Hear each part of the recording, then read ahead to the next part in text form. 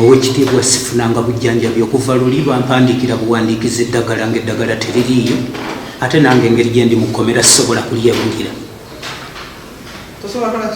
Engeri gye ndi mu Kkomera sisobola kwegulira ddagala lya kunzijanjaba balimpandiikira naye engeri gye ndi mu Kkomera sisobola kulyegulira. Bansangamu typhoid ate nnumwa n'erinnyo. Owekitiibwa omulamuzi bukya ngenda Kaweeri sinaabanga okulya kwonna kuvaako kubanga bwe neegayirira basibe bannange okuntwala emanju tebakkiriza n'ensula nga nnumwa kyekimu n'okufuuyisa. Obuzibu bwe ndimu e Kaweeri bunene nnyo. Owekitiibwa omulamuzi bwe nsabira kkooti enneeyimirire nina ennangamuntu bafande balabika bazze naye kuba nabagambye n'obufaananyi obutono. Owekitiibwa omulamuzi nja kufuna omuntu ananziza mu nnaku mwe munanjagalira. Omwezi bazenzereramu Owekitiibwa nga 2 Ogw'omunaana omwaka gutulimu. Ogw'omunaana era gwe guno omwezi gwe tulimu gwennyini. Mukama mulungi. Naye otegedde kibaddewo? Kitegedde bulungi. Ndi wakudda wano mu kkooti ng'ennaku z'omwezi 2 omwezi guno gwennyini. Nkitegedde bulungi Owekitiibwa. Jjukira bw'otakomawo baba bankwata bukwasi kunziza Kaweeri. Ate bwe tuteeka Kaweeri ate waba tewakyaliwo omukisa gwonna kati omukisa gumpeereddwa nina ogukozesa obulungi. Amateeka kati ogamanyi olina okugagoberera olina kulaba nti okomawo. Owekitiibwa nina kuba muwulize. Ate tolina kutataaganya abajulizi. Okitegedde?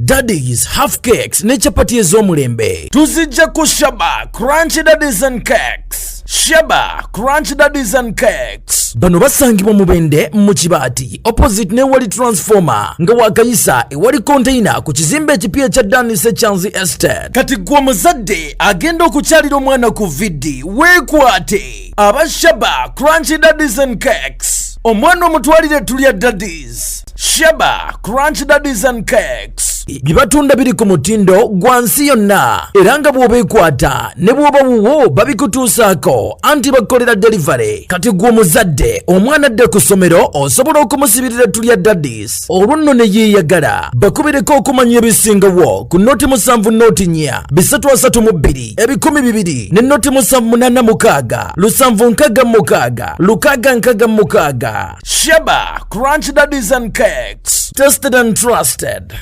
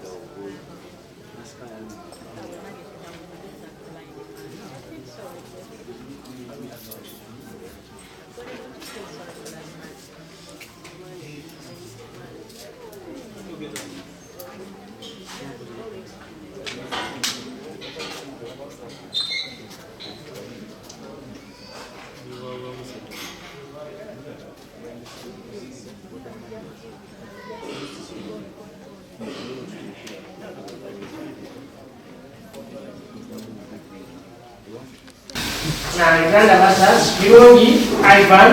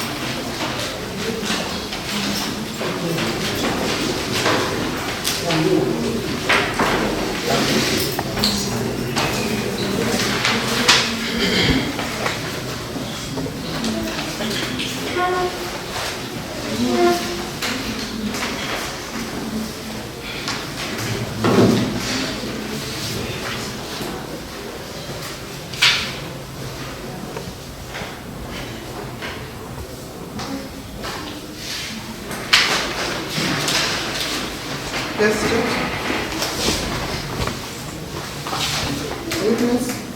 Worship, this one is coming up for hearing the first time.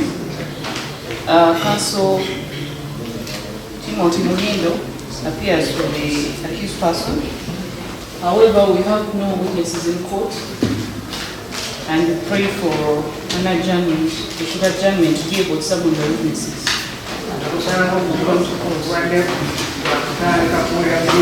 Your Worship.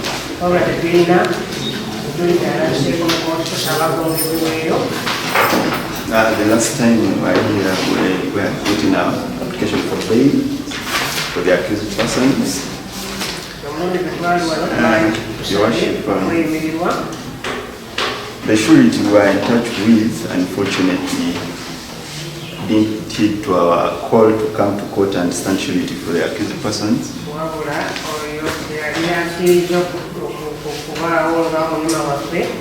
But we pray court you are to be pleased to grant the accused person court bail and his own recompense. Thank you so much, pray, Your Worship.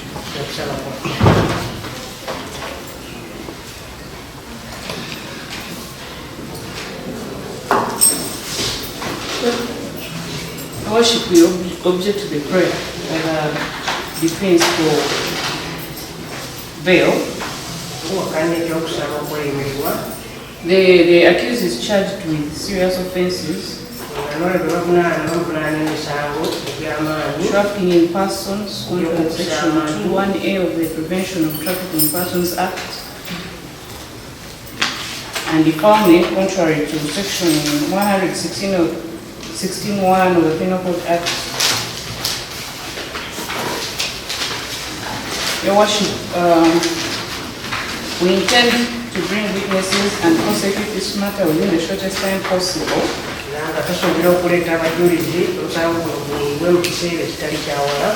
And in the absence of sureties, I doubt we'll be able to trace the accused person to bring him here to testify before court.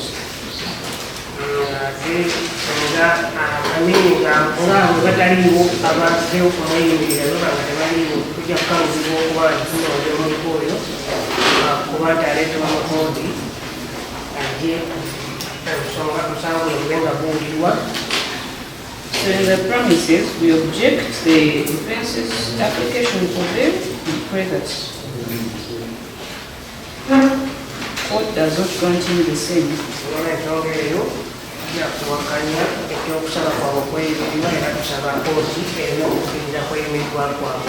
the event that court is inclined to grant the same on its own cognizance, we pray for stringent terms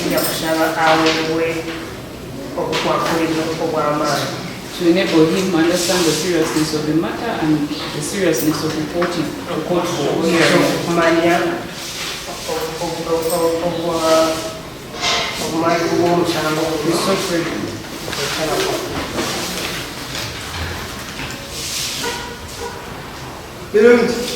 Manje owekitiibwa ate emikono muwanise waggulu tunuleno wa owekitiibwa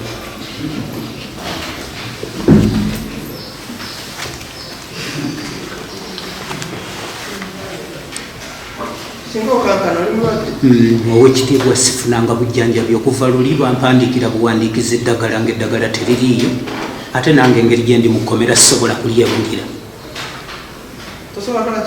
Engeri gyendi mu Kkomera sisobola kwegulira ddagala lya kunzijanjaba baali mpandiikira, naye engeri gyendi mu Kkomera sisobola kulyegulira. Bansangamu typhoid ate nnumwa n'erinnyo.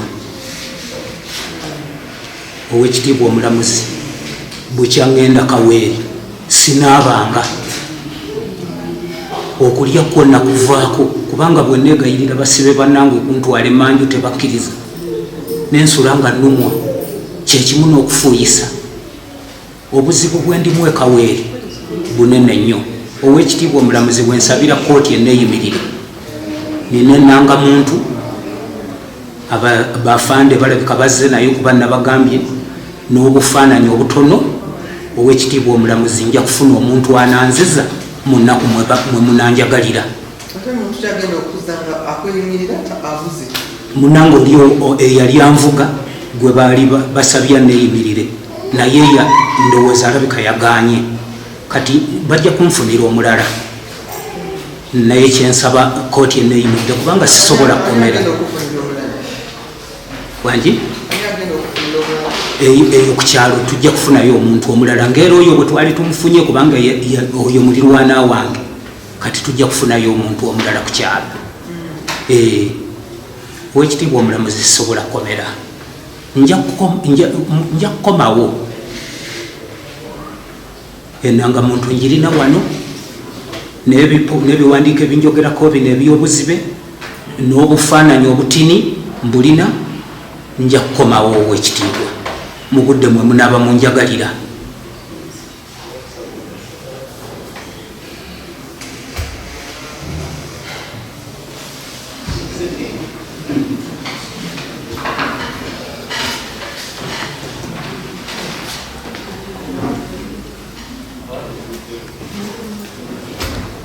I think considering the plea of the accused person and the state in which he is in, I pray that court be pleased and grant the accused person's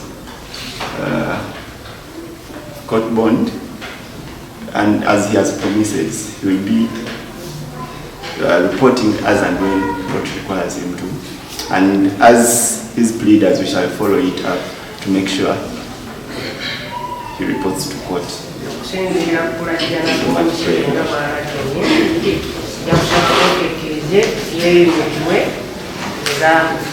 okulaba nti ajja mu kooti nga bwasuubiza buli lunaku banaaba bamwetaaza okujja mu kooti kwekusaba kwaffe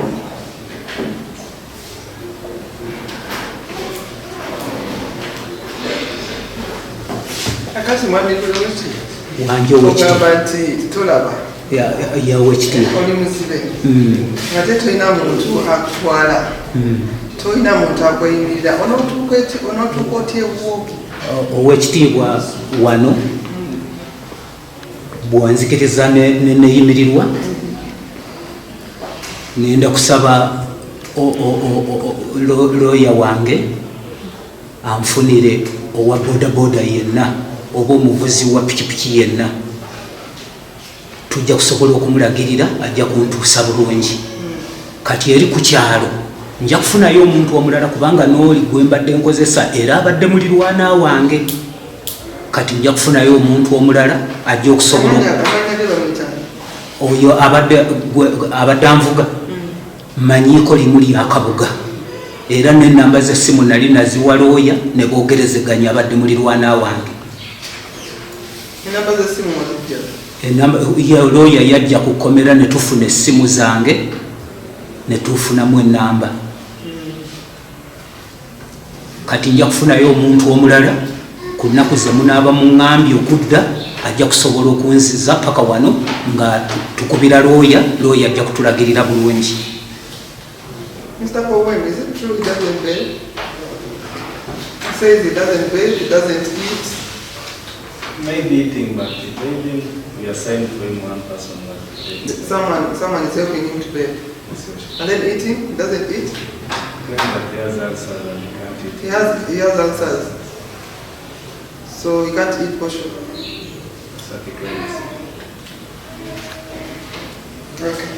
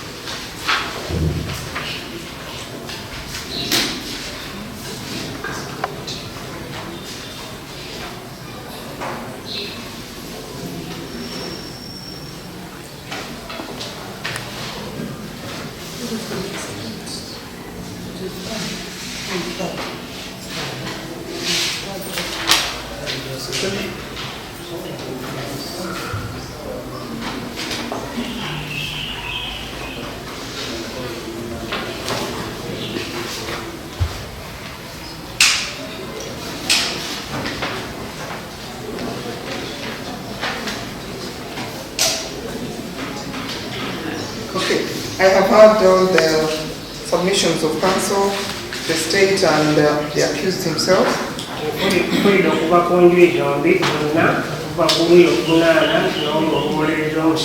Regarding bail,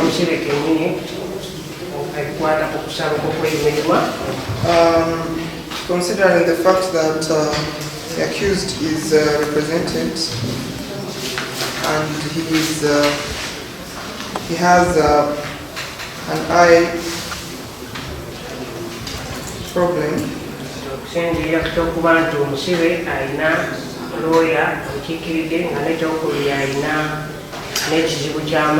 He has a sight problem because he says he's blind. And this means that he needs extra care while in prison.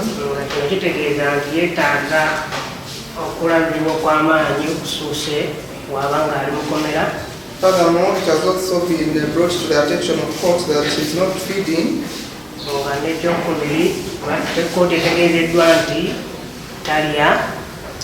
From prison because he has ulcers. And the lawyer has also undertaken to ensure that the accused attends court as and when he is needed.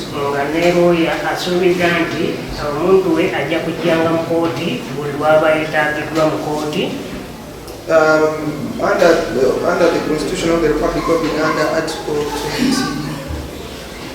28.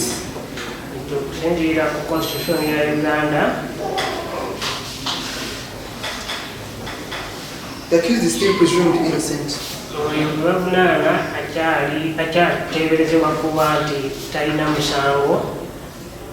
I therefore grant him court bond upon his own cognizance.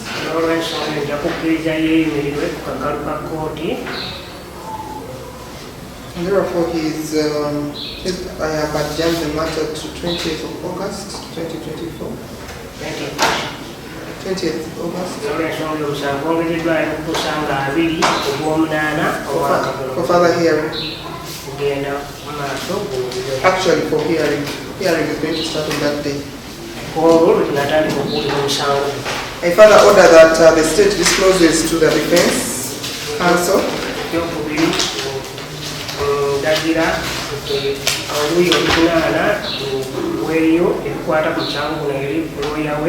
to enable the defense lawyer prepare their defense.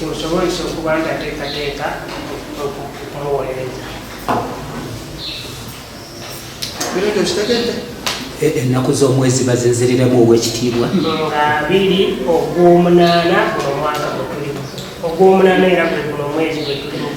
Mukama mulungi.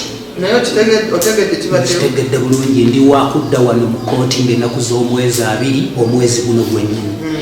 nkitegedde bulungi jjukira bw'otakomawo baba bankwata bukwasi kunziza kaweeri ate bwe tukuteeka kaweeri ate waba tewakyaliwo omukisa gwonna kati omukisa gwongereddwa nina ogukozesa obulungi amateeka kati ogamanyi olina okugagoberera olina kulaba nti okomawo owekitiibwa nina kuba muwulize ate tolina kutataganya abajulizi okitegedde bwekiri kubanga bw'onootataganya abajulizi b'oludda oluwaabi era bwe bakulomba tuba tusazaamu beeyiroyo amiina mukama mulungi Uganda versus Ochan Godfrey ne banno wabanga ali Kkomera. Furthermore, it has also been brought to the attention of folks that it is not feeding.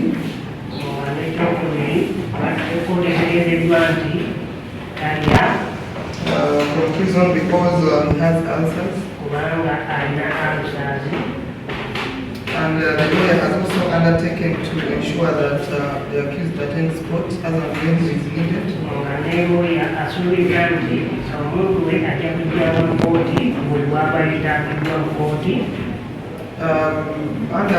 Under the Constitution of the Republic of Uganda, Article 28.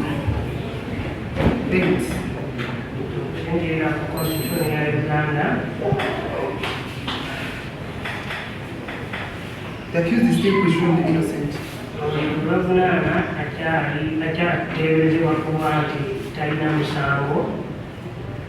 therefore grant him court bond upon his own cognizance.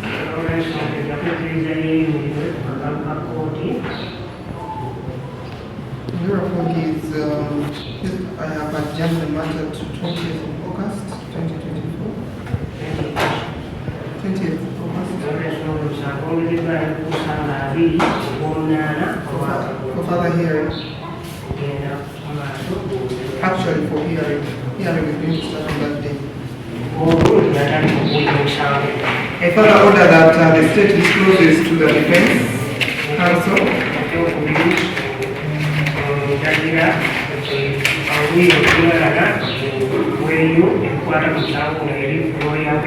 to enable the defense lawyer prepare their defense.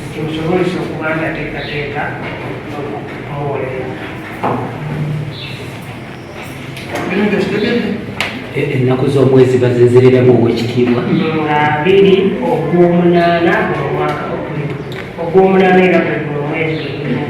mukama mulungi kitegedde bulungi ndi wakudda wano mu kooti ng'ennaku z'omwezi 2 omwezi guno gwennyini nkitegedde bulungi owekitiibwa baba bankwata bukwasi kunziza kaweeri ate bwe tukuteeka kaweeri ate waba tewakyaliwo omukisa gwonna kati omukisa gwongereddwa nina ogukozesa obulungi amateeka kati olina okugagoberera onakulaba nti okomawo owekitiibwa nina kuba muwulize ate tolina kutataganya abajulizi okitegedde bwekiri kubanga bw'onootataganya abajulizi b'oludda oluwaabi era bwe bakulomba tuba tusazaamu beeyiroyo amiina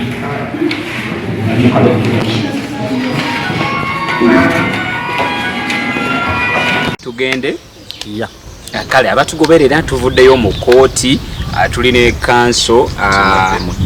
kanso ono yalwanye okulaba nga muzeeyi afuna akakulu ka kooti okweyimirira agenda kutunyonyola mu kanso ekisooka yogayoga abatulaba kwa icon betuli nabo mwebale kutugoberera mwenna abatambula naffe atwabagamba nti tujja kubawanga updates ezimu ku nsonga lwaki twekawo emikutu gino kwe kubawanga ebigenda maaso nti ojja kutulaba nga tubesinga mu bende tulina ababesinga e Kampala tulina ababesinga e Masaka nti proximity wise tujanga kubatuusaako basically ebifa eno kanso atwagala otunnyonnyole ensonga mu kooti zibadde zitya omulamuzi abataddeko bukwakkulizo ki okulaba nga muvuddeyo ng'olina akamwenyumwenyu ku matama. Kyenyinza okugamba kooti tebadde mbi twataddeyo okusaba kwaffe nga tugamba muzeeyi bamute abeere ng'awoza ng'aba bweru.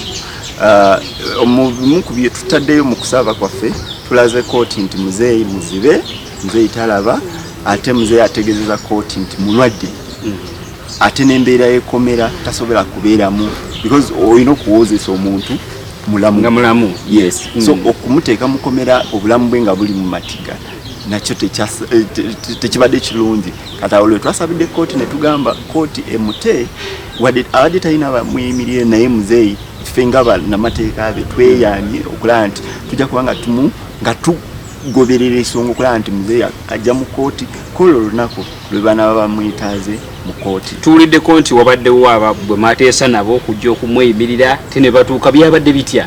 Well, muzeeyi gwe yali atuwadde okuteesa naye abadde amukolera emirimu gye ng'okumutambuza owa booda.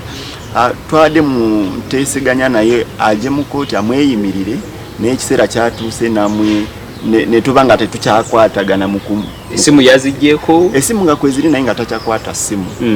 Kati awo twagambye katugezeeko emigisa gyaffe tugende tusabe kooti omusajja bamute nga talina wadde amweyimirira. Kooti erina obuyinza obwo okubanga ekikola era obuyinza bwa kooti bwe butuyambye ffe okulaba nti omuntu waffe avuddeyo mu Kkomera. Abatugobera temujja kundaba nga mbuuza nnyo kanso bintu bya Musango kubanga guli mu kooti tetujja kugutemaatema wabula tusiigira ekifaananyi ku kibaddewo ne kye bagenda okulwa n'okulaba nga bakola. Kanso ndaba oli wa Justice Centers. Justice Centers njagala onyonyola abatulaba bali under what bakola mulimu ki? Justice Centers kitongole kya gavumenti ekyatondebwawo okubanga kiyamba abantu abatayina ssente naddala ku misango nga gino, naddala ku misango egigenda mu kooti. Omuntu bamuwabidde bamututeyo mu kooti naye nga talina ssente okufuna lawyer okubanga amuwolereza. Kati ekitongole kya Justice Centers kye kimu ku ebyo ebiyamba abantu oba ebiwolereza abantu abatalina ssente, abatalina mwasirizi mu kigambo kya ssente. Kati ffe enkola yaffe nti bw'obanga olina omusango eyo mu kooti oba bakuwaba naddala misango gino gy'obumenyi bw'amateeka abantu abasibiddwa otutuukirira oba oyo omuntu relative wo atutuukirira n'atugamba n'atunyonyola omuntu waffe bamukutte kati ffe ne tuyingira mu nsonga ne tuba nga tukwolereza nga tolina wadde n'ekikumi ky'osasula. Obuyambi bwaffe buli bwa bwereere. Ekikulu ojja n'otutuukirira n'otunyonyola omusango kati awo ne tutandikirawo okuyamba bw'oba nga tukuyisiza. Of course tulina okuyisa mu mean and merit test oba mu mitendera nti obuyambi bwaffe ddala obwetaaga. Obuyambi buno bw'abaawo ejere abatalina ssente. Okakasa otya atugoberera mugenda kulwana muti okulaba nga muzibe emisango gino abazadde b'omwana gye bamugulako agivunuka? Ffe tugamba omuntu waffe oba kilanti waffe talina musango takolangako musango. Ne kati nti tulina amateeka of course omuntu a person is presumed innocent until proven guilty. So kati ffe tukyaliwo okugamba nti omuntu waffe akyali innocent. Emisango egyo bo bwe banaateekawo obujulizi obukakasa nti omuntu waffe yakola ki yaze emisango. Kanso teweeyanjulidde bantu erinnya njagala badde mbalifune bulungi nnyo. Amanya gange bagita Muhindo Timothy era ndi lawyer nkola n'ekitongole kya Justice Centers. Ekitongole kya Justice Centers kiri e Kaweeri ku district wetusangibwa. Oyo yenna ayina eyandibadde nga yeetaaga obuyambi naddala mu nsonga z'amateeka wetuli obuyambi bwaffe buli bwa bwereere ssebo. Kati ki ekiddako muzeeyi mugendagenda naye ki ekiddako? Muzeeyi mutwala ogenda naye leero ngenda naye onootukkiriza okumutwala ne tunyumyamuko naye? Muzeeyi oba tali well tugenda kunyumya naye bwe muba mumwetaaze naye katusoke tumalirize ebya kooti basoke batwe empapula zonna eziraga nti tufunye court bond then ndowooza tujja kwogera naye nga tumaze obi. Okay, tuyanza kanso mwena ababeerako nga mutugoberera analabyeko mu comment section nga bagamba bane mulemedde ku muzibe lwaki musiba muzibe. Kanso njagala osooka onnyonnyola abatugoberera ludda ki oluvunaana muzibe waliwo abagamba ab'amawulire balemedde ku muzibe bamusibye. Kati sooka onnyonnyola abatulaba muzibe onabbinkana na saidi ki kale engeri gwe gy'oli munnamateeka oba Ivan Birungi abbingana ne gavumenti ye muvunaana si bannamawulire si baki naye waliwo abaayitira mu bawabi ba gavumenti abamuvunaana emisango egyo gyonna gye bagamba bamuvunaana. Kale ndowooza ekyo kimekingiddwa kiriya engeri ffe gye tuli Mubende. Oli ajja kutulaba nga tugoberera nnyo keesi eno nti tuli Mubende ate ne keesi eri Mubende kitegeeza tojja ate kutulaba mu keesi z'e Masaka oba z'e Kampala proximity wise nti ffe tuli kumpi ne keesi eno weeri. Kanso tukweyanziza okubeera nga olambuludde ku nsonga katusabe bitambule bulungi otukakasiza nti Ivan mugenda kuba n'okulaba nga oludda lwa gavumenti tuleeta obujulizi obumuluma kyetuliko era tukomawo mu kooti ennaku 2 ogw'omunaana tuddingane nabo tulinze kasameme awe mugenda okukakasiza nti waliwo ebintu bye omuntu ne bakuteekako ebisangosango nga si bituufu ekitegeeza gavumenti yesiba ebbiri justice centers kesimbudde wetuli tuli bakozi ba gavumenti naye era tugabbingana nayo mugenda kubbinkana ne gavumenti tukoyanze kazo tukoyanze gabatu kubeera muzikirize tujja kuba nga tuddangira ku z'omwezi 2 tubawo tuseeko updates mu nsonga eno eya kooti nga bwetambudde olunaku olwaleero so